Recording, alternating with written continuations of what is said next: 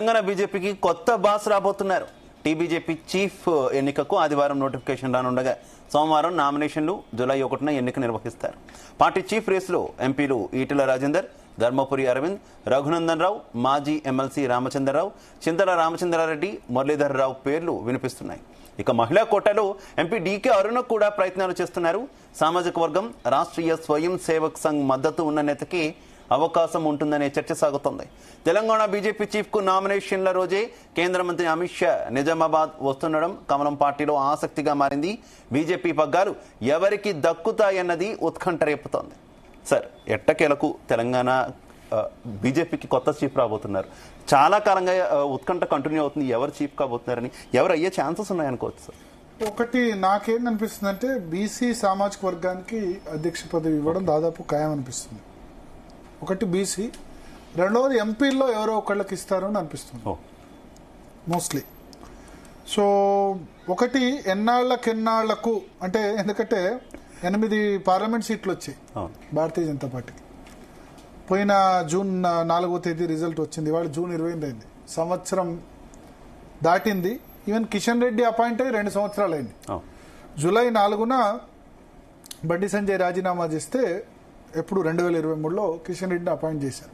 So 2 సంవత్సరాలుగా ఆయన dual role, కేంద్ర మంత్రి ప్లస్ బీజేపీ రాష్ట్ర అధ్యక్షుడు. సరే, అసెంబ్లీ ఎన్నికల్లో కొంత ఎదురు దెబ్బతిన్నా పార్లమెంట్ ఎన్నికల్లో మంచిగానే బీజేపీకి వచ్చాయి. సో కొంత బిజీ మినిస్ట్రీస్, అంతకుముందు cultural, tourism, north east development కాకుండా ఇచ్చారు. కోల్స్ అండ్ మైన్స్ మినిస్ట్రీ ఇచ్చారు కిషన్ రెడ్డికి, ప్లస్ జమ్మూ కాశ్మీర్ రాష్ట్ర ఇన్ఛార్జిగా ఇచ్చారు. వేరే బాధ్యతలు కూడా అప్పగించారు. కాబట్టి పూర్తి స్థాయిలో అధ్యక్ష బాధ్యతల మీద కాన్సన్ట్రేట్ చేయలేరు. సో అయినా సరే మంచి రిజల్టే ఇచ్చారు. పార్లమెంట్ ఎలక్షన్స్లో 8 సీట్లు అనేది మంచి రిజల్టే. అసెంబ్లీ ఎన్నికల్లో సరే బండి సంజయ్ని తీసేయడం వల్ల నష్టం జరిగిందని మెజారిటీ అభిప్రాయం. దానివల్ల భారతీయ జనతా పార్టీ మూల్యం కూడా గెలుచుకుంది. 8 అసెంబ్లీ సీట్లు మాత్రమే వచ్చాయి, 15% ఓటింగ్ వచ్చింది. ఇప్పుడు దాదాపు 8 సీట్లు వచ్చిన తర్వాత 1 ఇయర్ తర్వాత ఇప్పుడు అధ్యక్ష పదవికి డిసైడ్ చేశారు. దీనికి కారణం ఏంటంటే జాతీయ అధ్యక్ష పదవి చేయాలంటే గనక సగం రాష్ట్రాల అధ్యక్షులు కంప్లీట్ కావాలి. సగం రాష్ట్రాల అధ్యక్షులు కంప్లీట్ కావడానికి ఒక 2-3 రాష్ట్రాలు ఉన్నాయి. సో ఇక జాతీయ అధ్యక్షుడు కూడా చేయబోతున్నారు వారం 10 రోజుల లోపల. ఇంతకాలం డిసైడ్ అయింది. యాక్చువల్లీ జూలై ఆగస్టులోనే ఈటెల రాజేందర్ నియామకం జరిగిపోవాలి భారతీయ జనతా పార్టీ అధ్యక్షుడిగా. అప్పుడు 2-3 ఫ్యాక్టర్స్ అడ్డుపడ్డాయి. ఒకటి, రాష్ట్రంలో ఉన్న మిగతా నేతలంతా కూడా వ్యతిరేకించారు ఈటెల రాజేందర్ని అధ్యక్షుడు చేస్తాం. రెండవది, రాష్ట్రీయ స్వయం సేవక్ సంఘ్, ఆయన కొంచెం వామపక్ష భావజాలం నుంచి వచ్చారు కాబట్టి వాళ్ళు కూడా అబ్జెక్షన్ వ్యక్తం చేశారు. సో జూన్లో ఎలక్షన్ అయిన వెంటనే 2-3 నెలల్లోనే నియామకం ఈటెల రాజేందర్ కావాల్సింది. ఆ సమయంలో ఈ రాష్ట్ర నాయకత్వం కానీ సంఘ్ కానీ వీళ్ళు వ్యతిరేకం చెప్పడం వల్ల ఆగిపోయింది. మళ్ళీ జనవరిలో ఒకసారి వచ్చింది. జనవరి 20 ఆ సమయంలో కూడా ఈటెల రాజేందర్ అయిపోతున్నాడు అధ్యక్ష పదవి అనుకున్న సమయంలో మిగతా నేతలంతా కూడా వేరే పేరు తెరపైకి తీసుకొచ్చారు. ఎన్ రామచంద్రరావు గతంలో ఎమ్మెల్సీగా పనిచేశారు. మల్కాజ్గిరి అసెంబ్లీ పార్లమెంట్ నుంచి కూడా పోటీ చేస్తున్నారు. గ్రేటర్ హైదరాబాద్ బీజేపీ అధ్యక్షుడు కూడా ఆయన పనిచేశారు. సో ఆయన పేరు తీసుకొచ్చి అప్పుడు కూడా ఆగింది, ఇది ఎందుకు ఉందని చెప్పి. ఇక ఫైనలైజ్ ఎల్లుండే కాబోతుంది. సో తినబోతూ రుచెందుకు అన్నట్టు ఎవరు అవుతారు అన్నది ఇప్పుడు అమిత్ షా, మోడీ, జేపీ నడ్డా వీళ్ళ ముగ్గురికే తెలుసు. ఇంకా ఇంటిమేషన్ ఈ నేతలకు కూడా ఇవ్వలేదు. అవును sir, their fingers also crossing. అయితే రేపే అమిత్ షా వస్తున్నాడు. అవును సార్, రేపు హైదరాబాద్ నుంచి నిజామాబాద్ వెళ్తారు. నిజామాబాద్లో 1:30కి పసుపు బోర్డు కార్యాలయం ప్రారంభించి ఆ తర్వాత ధర్మపురి శ్రీనివాస్ విగ్రహావిష్కరణ చేసి పసుపు బోర్డుకు సంబంధించి బహిరంగ సభలో పాల్గొంటారు. నేతలతో కూడా ఇన్ఫార్మల్ గా మాట్లాడే అవకాశం ఉంది అధ్యక్ష పదవికి సంబంధించి. కానీ ఇతర రాష్ట్రాలతో కంపేర్ చేసుకుంటే తెలంగాణ బీజేపీలో మాత్రం కొంత అధ్యక్ష పోటీ పడుతున్నటువంటి వ్యక్తులు ఎక్కువగానే కనిపిస్తున్నారు కదా సార్. ధర్మపురి అరవింద్ పేరు కూడా ఎక్కువగా వినిపిస్తుంది. అఫ్కోర్స్ ఇందాక మనం మాట్లాడినప్పుడు కూడా ఆయన కూడా కొంత ఇంట్రెస్టెడ్ గానే కనిపించారు. ఎంతవరకు ఛాన్స్ ఉంది అనుకోవచ్చు సార్? అంటే మహిళా కోట మెయిన్ పోటీ ఈటెల రాజేందర్, ధర్మపురి అరవింద్ ఇద్దరి మధ్య చాలా గట్టి పోటీ ఉంది. వీళ్ళిద్దరి మధ్య వీళ్లలో ఎవరి వైపు మొగ్గు చూపుతారు? ఎందుకంటే అమిత్ షా అండదండలు ఇద్దరికి ఉన్నాయి.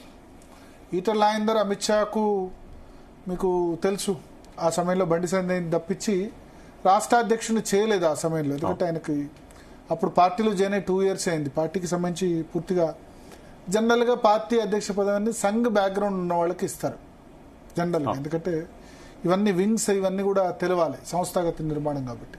ఎలక్షన్ ముందు ఆ రిస్క్ చేయలేరు కాబట్టి అప్పుడు ఈటెల రాజేందర్కి ఇవ్వకుండా ఎలక్షన్ కమిటీ కన్వీనర్ అని ఇచ్చారు ఆయనకి.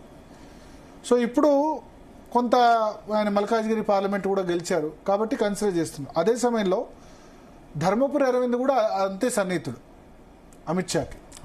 సో ఆయన అప్పుడు కవితకు వ్యతిరేకంగా ధర్మపురి అరవింద్ కాకుండా వేరే 1-2 పేర్లు రాష్ట్ర నేతలు ప్రపోజ్ చేస్తే స్వయంగా అమిత్ షా దగ్గరుండి క్లియర్ చేశారు.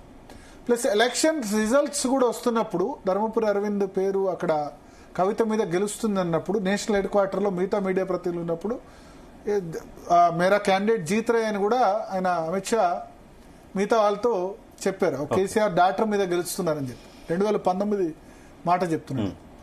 సో ఆయన సన్నిహితుడు, ఆయన సన్నిహితం వల్ల పసుబోర్డు కూడా వచ్చింది. గతంలో 2-3 సార్లు నిజామాబాద్ వచ్చారు. సో వీళ్ళిద్దరితో చాలా మంచి సంబంధాలు ఉన్నాయి, ఈటెల రాజేందర్తో ధర్మపురి అరవింద్తో. సో మోస్ట్లీ వీళ్ళిద్దరిలోనే ఒకళ్ళు కావచ్చు, ఎవరైనా అయితే మున్నూరు కాపు లేకపోతే ముదిరాజ్. ఆల్రెడీ ఒక రెడ్డి, కిషన్ రెడ్డి కేంద్ర కేబినెట్ లో ఉన్నారు. ఒక బీసీ మున్నూరు కాపు బండి సంజయ్ కేంద్ర కేబినెట్ లో ఎంఓఎస్ గా ఉన్నారు. ప్లస్ బీజేఎల్పీ నేతగా ఒక రెడ్డి ఉన్నారు. కాబట్టి మోస్ట్లీ నేను బీసీఏ అవుతాడు అనుకుంటున్నాను. అది ఈటెల రాజేందర్ ధర్మపురి అరవింద్ మధ్య మోస్ట్లీ వీళ్ళిద్దరి మధ్య ఎక్కువ పోటీ ఉందని అనుకుంటున్నాను. వీళ్ళు కాకుండా బియాండ్ వెళ్తే గనక లక్ష్మణ్ కూడా కన్సిడర్ చేయొచ్చు. గతంలో మాజీ అధ్యక్షుడు, ఉత్తరప్రదేశ్ నుంచి రాజ్యసభ సభ్యుడిగా ఉన్నారు. అయితే ఆయన ఇంట్రెస్ట్, ఆయన ఏంటంటే ఇప్పుడు జాతీయ అధ్యక్ష బాధ్యతలు ఆయనే చూస్తున్నారు. జాతీయ అధ్యక్ష ఎన్నికకు సంబంధించి మొత్తం బాధ్యత returning officer Laxman, K Laxman. So ఆయన 2000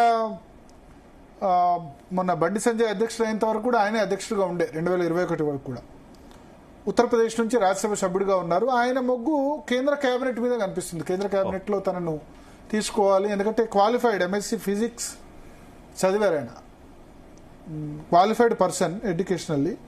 సో కేంద్ర కేబినెట్ వైపు మొగ్గు చూపిస్తుంది. పార్టీ అధ్యక్ష బాధ్యతలు ఇప్పించినా తీసుకుంటారు. ప్లస్ ఓబీసీ మోర్చా జాతీయ అధ్యక్షుడిగా ఉన్నారు ఆల్రెడీ. సో పార్టీ ఆర్గనైజేషన్ మీద కూడా పట్టుంది. వీళ్ళిద్దరు కాదంటే లక్ష్మణ్ వైపు కూడా వెళ్ళొచ్చు. ఆ తర్వాత మోస్ట్లీ ఎంపీలకే దక్కొచ్చు, ఎమ్మెల్యేల దాకా వెళ్లే అవకాశం లేదు. ఎమ్మెల్యేలో పాయల్ శంకర్ అడుగుతున్నారు. అప్పట్లో బిఎల్ సంతోష్ ఆయన పేర్లు ప్రపోజ్ చేశారని చెప్పారు. కామారెడ్డి ఎమ్మెల్యే వెంకటరమణారెడ్డి కూడా అడుగుతున్నారు. వాళ్ళిద్దరి మధ్య కూడా ఎమ్మెల్యేలో గట్టి పోటీ ఉంది. వాళ్ళు కూడా సీరియస్గానే అడుగుతున్నారు రాష్ట్ర అధ్యక్ష పదవికి సంబంధించి. ఇక వాళ్ళు కాకుంటే గనక ఎంపీల్లో డికే అరుణ ఉన్నారు, జాతీయ ఉపాధ్యక్షురాలుగా ఉన్నారు. నిజానికి చాలా సీరియస్గా పేరు కన్సిడర్ చేయొచ్చు, ఎందుకంటే ఉమెన్ ప్లస్ రెడ్డి ప్లస్ దక్షిణ తెలంగాణ. ఇప్పుడు ఉత్తర తెలంగాణ నుంచి బండి సంజయ్ కేంద్ర మంత్రిగా ఉన్నారు. హైదరాబాద్ నుంచి కిషన్ రెడ్డి ఉన్నారు. సో దక్షిణ తెలంగాణకి ఏది మరి ప్రాతినిధ్యం? దక్షిణ తెలంగాణ ఈక్వేషన్ చూసినా, ఉమెన్ ప్రెసిడెంట్ చూసినా, అంటే మహిళలు రాష్ట్ర అధ్యక్షులుగా ఉన్నది 2 ఆంధ్రప్రదేశ్, పురంధేశ్వర్ ఉన్నారు. అంతకుముందు తమిళసై సౌందరరాజన్ తమిళనాడు ఉండే. చాలా తక్కువ మంది మహిళలు రాష్ట్ర అధ్యక్షులుగా బీజేపీకి ఉన్నారు. సో ఇప్పుడు అక్కడ ఏపీలో కనుక పురంధేశ్వర్కి ఇస్తారా లేదా మారుస్తారా? మారుస్తే కనుక కనీసం దేశంలో 29 రాష్ట్రాలు ఉన్నప్పుడు మహిళా రిజర్వేషన్ బిల్ రాబోతున్నప్పుడు కొన్ని రాష్ట్రాల్లో అయినా జాతీయ అధ్యక్షురాలుగా మహిళలు నియమించాలి కదా. అయితే ఆ విధంగా సూట్ చేసుకుంటే అవుతారు. కానీ ఆమెకు మైనస్ ఏమవుతుందంటే రెడ్డి, బీజేపీ లీడర్ గా రెడ్డి ఉన్నారు, కేంద్ర మంత్రి కిషన్ రెడ్డి రెడ్డి. అయితే జాతీయ అధ్యక్షురాలు చెయ్యొచ్చు, ఇటు డీకే అర్ణన్ కావచ్చు లేదంటే పురంధరేశ్వర్ కావచ్చు, వీరిద్దరిలో ఎవరో ఒకరు పేరు కన్సిడర్ తీసుకొని జాతీయ అధ్యక్షురాలు చేస్తారనే వార్తలు వస్తున్నాయి కదా సార్, ఛాన్స్ ఉంది అనుకోవచ్చు? హైలీ అన్లైక్లీ అనిపిస్తుంది నాకు వాళ్ళిద్దరిట్లో జాతీయ, ఎందుకంటే ఇద్దరు కూడా పార్టీకి కొత్త, అవును, వేరే పార్టీ నుంచి వచ్చిన వాళ్ళు. సో జనరల్ గా జాతీయ అధ్యక్షుడు కదా, రాష్ట్ర అధ్యక్షుడు వరకు ఓకే, ముఖ్యమంత్రి పదవి అయినా ఓకే. బయట నుంచి వచ్చిన వాళ్ళకి ముఖ్యమంత్రి పదవి ఇచ్చారు. అస్సాంలో మీకు హిమంత బిశ్వా శర్మ గానీ సర్వానంద్ సోనోవాల్ గానీ ఇద్దరు బయట నుంచి వచ్చిన వాళ్ళే. పార్టీ ఏంటంటే ఇది సంఘ్ తో కోఆర్డినేషన్ చేసుకోవాల్సి ఉంటుంది. జనరల్ గా సంఘ్ అవుట్ సైడర్స్ కి ఇంతవరకు ఇవ్వలేదు. భారతీయ జనతా పార్టీ చేతలో బయట నుంచి వచ్చిన వాళ్ళకి ఇంతవరకు ఇవ్వలేదు. కాబట్టి ఇక ముందు కూడా ఇస్తుందని నేను అనుకోను. మహిళలు అయినంత మాత్రం అయితే పురంధేశ్వర్ అయినా లేకపోతే డీకే అయినా ఇద్దరు కూడా కాంగ్రెస్ పార్టీ నుంచి వచ్చారు కాబట్టి అధ్యక్ష పదవి ఇవ్వకపోవచ్చు, రాష్ట్ర అధ్యక్ష పదవి ఇవ్వచ్చు కానీ జాతీయ అధ్యక్ష పదవి దాకా వెళ్ళకపోవచ్చు. సో డీకే అరుణకు ప్లస్ పాయింట్ దక్షిణ తెలంగాణ కావడం. ఎందుకంటే ఒకళ్ళు హైదరాబాద్ నుంచి కేంద్ర మంత్రి ఉన్నారు, జంట నగరాల నుంచి, ఇంకో కేంద్ర మంత్రి అక్కడ ఉన్నారు, బీజేఎల్పీ లీడర్ నార్త్ తెలంగాణ ఉన్నారు, సౌత్ తెలంగాణలో వీక్ ఉంది కదా, నల్గొండ, వరంగల్, ఖమ్మం, మహబూబ్ నగర్. అంటే మహబూబ్ నగర్ అంటే మొన్న ఎంపీ సీట్ గెలిచింది, బట్ ఎమ్మెల్యే సీట్లు ఏం లేవు. దాన్ని చేసుకోవాలంటే డీకే అరుణకు ఛాన్స్ ఉంటుంది. ఇక మెదక్ ఎంపీ రఘునందన్ రావు గారు కూడా గట్టిగా ఆయన మీడియాలో వాయిస్ వినిపిస్తారు. గతంలో కూడా క్వశ్చన్ చేశారు సార్, నాకు ఎందుకు ఇవ్వకూడదు. ఎస్, డిబేట్ లో మీడియాలో ప్రముఖంగా ఆయన వాయిస్ వినిపిస్తారు. భారతీయ జనతా పార్టీ వాయిస్ ను ప్రముఖంగా వినిపిస్తున్నారు. తెలంగాణ ఉద్యమం నడుస్తున్నప్పుడే బీజేపీలో జాయిన్ అయ్యారు 2012-13లో. ఒక విధంగా దుబ్బాక ఎన్నిక గేమ్ చేంజర్ భారతీయ జనతా పార్టీకి. రాష్ట్రంలో ఎవరు ఒప్పుకున్నా ఒప్పుకోకపోయినా 2020 వరకు భారతీయ జనతా పార్టీని ఎవరు కూడా సీరియస్ గా తీసుకోలేదు. But Dubbaka is a game changer. Raghunandan Rao అక్కడ గెలవడం భారతీయ జనతా పార్టీ వాళ్ళ 8 సీట్ల వరకు వచ్చిందంటే కూడా 2019లో కూడా 4 పార్లమెంట్ సీట్లు గెలిచారు. గెలిచిన తర్వాత కూడా బీజేపీని ఎవరు పెద్దగా సీరియస్ గా తీసుకోలేదు. కానీ దుబ్బాక ఎన్నిక గేమ్ చేంజర్ అయ్యి ఆ తర్వాత జిహెచ్ఎంసీ ఎన్నికల్లో కూడా భారతీయ జనతా పార్టీకి మంచిగా రిజల్ట్ వచ్చి 48 అసెంబ్లీ సీట్లు వచ్చాయి. తర్వాత మునుగోడు ఎలక్షన్స్ మళ్ళీ హుజరాబాద్ గెలిచింది ఈటల రాజేందర్, దాని తర్వాత జిహెచ్ఎంసీ తర్వాత. ఆ తర్వాత మునుగోడు ఎలక్షన్లో కూడా చాలా దగ్గరగా వచ్చారు. మళ్ళీ కరెక్ట్గా ఎన్నికలకు కర్ణాటక ఎలక్షన్స్ ఓడిపోగానే 6 నెలల ముందు బండి సంజయ్ని తీసేసి ట్రబుల్లో పడింది. కానీ Dubbaka election is a game changer. ఆ పరంగా చూస్తే రఘునందన్ కూడా ఉండొచ్చు. కానీ క్యాస్ట్ మైనస్ అవుతుంది. వెలమ కమ్యూనిటీ కొంచెం తక్కువ. KCR Velama communities identified to BRS. Plus రెండోది ఏంటంటే సామాజిక వర్గ జనాభా కూడా తక్కువ కదా, రెడ్డిస్ కొంచెం 7-8% ఉంటారు.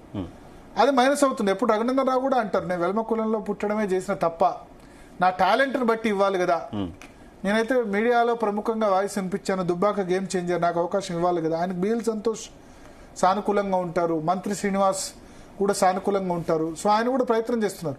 సో మేజర్గా ఎంపీల నుంచి మనకు 8 మంది ఎంపీలు ఉన్నా ఆల్రెడీ బండి సంజయ్, కిషన్ రెడ్డి ఇద్దరు కేబినెట్ లో ఉన్నారు. ఒక దశలో చర్చ కూడా జరిగింది. ఈ మొత్తం వ్యవహారంలో రేస్ నుంచి పూర్తిగా బండి సంజయ్ తప్పుకున్నారు కదా సార్. రేస్ నుంచి తప్పుకున్నారని మనం చెప్పలేం. ఓకే, బండి సంజయ్ అధ్యక్షుడిగా మొదలున్న 6 నెలలు ఆయన వద్దని అనుకున్నారు. అంటే కేంద్ర మంత్రి పదవి అంటే మొదటి 3-4 నెలల్లో భర్తీ చేస్తే ఇంకెందుకు, ఎందుకంటే నన్ను ఆల్రెడీ కరెక్ట్ గా ఎన్నికలకు 6 నెలల ముందు మార్చారు. ఆయనకు కానీ ఆయన ఫాలోవర్స్ లో ఒక బలమైన నమ్మకం ఉంది. చేంజ్ కాకుంటే గనక ఖచ్చితంగా బీజేపీ ప్రభుత్వం ఇక్కడ ఫామ్ చేసేది. అంటే దీంతో కొద్దిమంది ఏకీభవించకపోవచ్చు కానీ బీజేపీ కనీసం 25-30 సీట్లు వచ్చేవి ఆ టైంలో కనుక బండి సంజయ్ చేంజ్ చేయకపోతే. 25-30 సీట్లు వస్తే ఇవాళ ఉన్న సిచ్యువేషన్ లో బీజేపీ మనం కర్ణాటకలో, మధ్యప్రదేశ్ లో ఎట్లా గవర్నమెంట్ ఫామ్ చేసిందో చూసాం కదా. మనిషికి 30 ఎమ్మెల్యేలు ఉంటే ఎవరితో అయినా గవర్నమెంట్ ఫామ్ చేసేది బీజేపీ, కేంద్రంలో వాళ్ళు ఉన్నారు కాబట్టి. సో అది అంటే ముఖ్యమంత్రి పదవి అన్నది భారతీయ జనతా పార్టీ ప్రభుత్వం అన్నది నోటికాడి ముద్ద దాకా వచ్చి పోయిందన్నది ఆయన బాధ. సో ఆయన ఇనీషియల్ గా జూన్ 4న గెలిచిన తర్వాత మొదటి 4-5 నెలలు వ్యతిరేకంగా ఉన్నారు పార్టీ అధ్యక్ష పదవికి. ఎందుకంటే ఇప్పుడు నన్ను పెడితే ఇంకా 4.5 సంవత్సరాలు కంటిన్యూ చేస్తారో లేదో. ఇక్కడ భారతీయ జనతా పార్టీలో అధ్యక్ష పదవి 2 టర్మ్స్ మాత్రమే చేయాలి, వరుసగా 2 టర్మ్స్, అంతకు మించి చేయకూడదు. ఇప్పుడు కిషన్ రెడ్డి టర్మ్ కౌంట్ కాదు, బండి సంజయ్ ఒక టర్మ్ కౌంట్ అయింది. ఇప్పుడు గనక అపాయింట్ అయితే 2023-24 ఆ టైంలో అపాయింట్ అయితే 3 సంవత్సరాలు అంటే గనక 27కి అయిపోతుంది. మళ్ళీ ఎలక్షన్ టైంలో నన్ను తీసేస్తారు. ఏం లాభం? 2 టర్మ్ల కంటే వరుసగా చేయడానికి అవకాశం ఉండదు. సో మళ్ళీ ఎలక్షన్ ముందు తీసేదానికి ఇప్పుడు నేను ఎందుకు అని అనుకున్నాను. కానీ లేట్ అవ్వడంతో ఇప్పుడు 25 జూలై వరకు వచ్చింది. ఇప్పుడు కనుక చేస్తే 3 సంవత్సరాలు అంటే 28 జూలై దాకా పోతుంది. నవంబర్లో ఎలక్షన్స్ ఉన్నాయి కాబట్టి ఇప్పుడు ఆ నడ్డా అధ్యక్షుడిగా కంటిన్యూ అవుతున్నట్టే ఆయన కూడా కంటిన్యూ చేయొచ్చు. సో ఇప్పుడు బండి సంజయ్ గనక హైకమాండ్ ఇస్తే గనక అధ్యక్ష పదవి తీసుకునేందుకు రెడీగా ఉన్నారు. బట్ అట్లా అని ఆయన తనంతట తాను వెళ్ళి అడగట్లే, నాకు అధ్యక్ష పదవి ఇవ్వండి అని అడగట్లేదు. ఎస్, ఇప్పుడు హోంశాఖ మంత్రిగా కూడా చేశాను, కేంద్ర మంత్రిని ఒకసారి అనిపించుకున్నాను. ఇంకా 3.5 సంవత్సరాలు ఉంది. పార్టీ అవకాశం ఇస్తే చేస్తానని ఉంది, కానీ బహిరంగంగా ఆయన చెప్పరు నేను అధ్యక్ష పదవి రేస్లో లేనని చెప్తూ ఉంటారు. సో పూర్తిగా ఆయన అవుట్ ఆఫ్ ది రేస్ అని మాత్రం మనం ఖచ్చితంగా చెప్పలేము. కానీ ఒక విషయం మాత్రం చెప్పలేము, బండి సంజయ్ పాదయాత్ర వల్ల, బండి సంజయ్ అధ్యక్షుడిగా 3 సంవత్సరాలు ఉండడం వల్ల భారతీయ జనతా పార్టీ వార్తల్లో నిలిచింది. ప్రతిపక్షంగా ఏదో ఒక గట్టి పోరాటం చేసింది అప్పుడు బీఆర్ఎస్ మీద. మీకు ఎస్ఎస్సి మార్క్స్ అనుకోండి, ఆయన పాదయాత్ర అనుకోండి, జిహెచ్ఎంసీలో గెలిచింది, దుబ్బాకలో గెలిచింది, హుజురాబాద్లో గెలిచింది. ఆయన అధ్యక్ష హైప్ అయితే క్రియేట్ అయింది. సరే, ఆయన నాగార్జున సాగర్ ఓడిపోయింది అనేవాళ్ళు ఉన్నారు, మునుగోడు తక్కువ దానిలో ఓడిపోయింది అనేవాళ్ళు ఉన్నారు. కానీ బట్ గెలిచినవి ఇవన్నీ గేమ్ చేంజర్స్ కదా. దుబ్బాక రఘునందన్ రావు వాళ్ళ గెలిచింది, కానీ అధ్యక్షుడిగా ఆయన ఉన్నారు కదా, ఆయన నడిపించారు కదా. జిహెచ్ఎంసీ ఆయన అధ్యక్ష నేతృత్వంలో ఉంది కదా. So the best performance Bandi Sanjay ఉన్నప్పుడు ఇచ్చింది భారతీయ జనతా పార్టీ.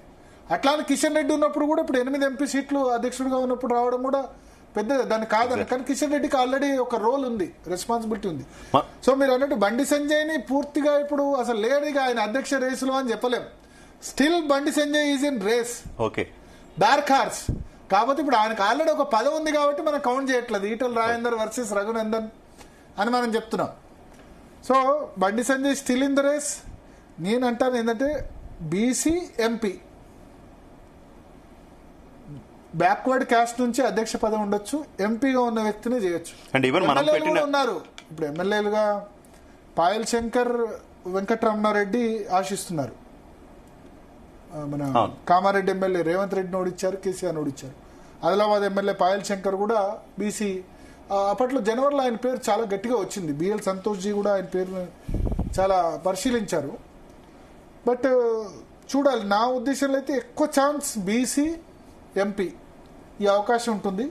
అయితే కిషన్ రెడ్డి కానీ, లక్ష్మణ్ కానీ, బండి సంజయ్ కానీ అప్పట్లో ఎన్ రామచంద్రరావు పేరు బాగా ప్రతిపాదించారు.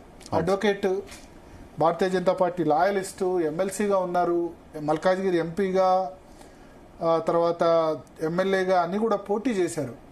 పార్టీలో సీనియర్ మోస్ట్ ఐడియాలజీ ఉంది, ఐడియాలజీ బాగా తెలుసు, ఆయన పేరు ప్రపోజ్ చేశారు. సో చూడాలి ఏం జరుగుతుందో. బట్ అల్టిమేట్గా నాకైతే ఎక్కువ అవకాశాలు బీసీ, అదేవిధంగా ఎంపీ, ఈ ఇద్దరిలో ఈ ఈక్వేషన్ ఉన్న వాళ్ళకి ఇవ్వచ్చు. ఎక్కువ అవకాశం ఈటల రాజేందర్ వర్సెస్ అరవింద్గా ఈ మూమెంట్తో నడుస్తుంది. బట్ బీజేపీలో ఇది కాంగ్రెస్ పార్టీ కాదు, డిసిజన్ తీసుకునేది ఆ ఇద్దరు. ఆ ఇద్దరు ఎవరో అందరు తెలుసు, నరేంద్ర మోడీ, అమిత్ షా. ఆ ఇద్దరు వెనుక కనబడని మూడో సింహం ఆర్ఎస్ఎస్. నాలుగో సింహం కాదు ఇక్కడ, మూడో సింహం. So in consultation with Sangh, బీజేపీలో టాప్ బ్రాస్ ఇద్దరు. సో వాళ్ళకి మాత్రమే తెలుసు. అందుకనే నేను ఈ అధ్యక్ష అభ్యర్థులందరితో కూడా మాట్లాడాను, ఎవరికి కూడా కాల్ రాలేదు ఇంతవరకు మీరు అధ్యక్షుడు అని.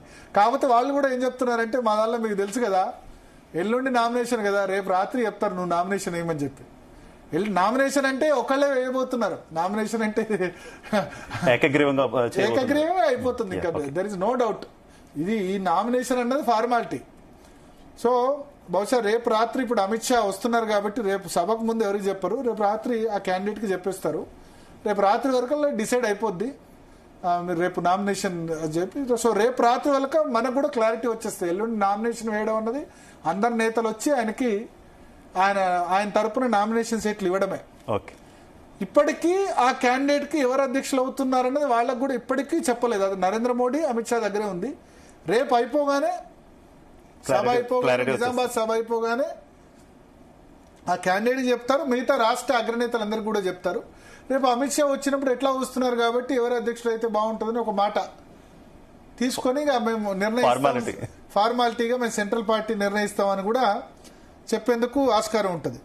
సో అట్లా మొత్తానికి భారతీయ జనతా పార్టీ అధ్యక్ష పదవి మొన్నటి వరకు ఓ శ్రీ రేపురా అన్న విధంగా తయారవుతుంది, సంవత్సర కాలంగా ఎట్లే అన్నారు. అల్టిమేట్ గా జరగబోతుంది. సో కొత్త భారతీయ జనతా పార్టీ అధ్యక్షుడు వచ్చిన తర్వాత చాలా హోప్స్ ఉన్నాయి. ఎందుకంటే ఎందుకంటే ఇక్కడ కర్ణాటక తర్వాత పొటెన్షియల్ ఉంది తెలంగాణలో అధికారంలోకి రావడానికి అని ఒక చాలా గట్టి ఇది నడుస్తోంది. కాబట్టి దాన్ని ఎట్లా హ్యాండిల్ చేస్తుంది హైకమాండ్ అన్నది చూడాల్సి ఉంది.